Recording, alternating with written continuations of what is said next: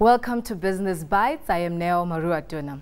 The JSE ended the day up nearly 1% on 31,071 points. We spoke to Keith McLachlan from Standard Bank looking at Protec Kutele numbers out today.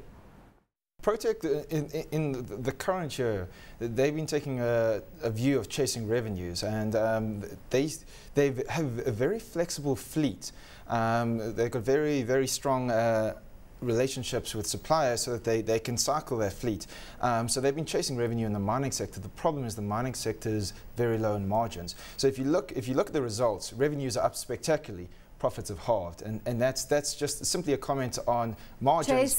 Chasing revenue at the expense of margin. Absolutely. Well, their theory was you get the underlying revenue, and then you can start to cherry pick the other contracts. The other contracts never arose.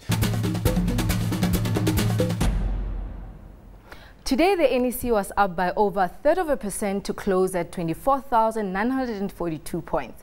We spoke to David Alao, analyst at Stanbic IBTC, looking at the main driver behind the market gains. What we've seen is the banking sector gained tremendously today.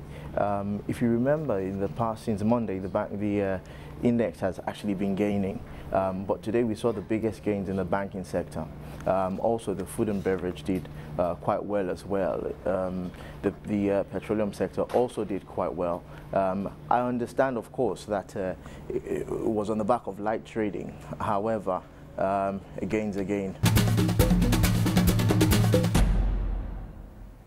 The NEC closed the day marginally down at 4,388 points. And for an update on the market is Johnson Derry, research analyst at Suntra Investment Bank. That is largely because of a lot of capital raising, not ventures, but initiatives. For example, you have Kenya Power and Lighting trying to raise about 9.5 billion. You've got Safaricom trying to raise 4.5 billion. We expect the government to come in to raise about between 10 to 15 billion through a bond issuance.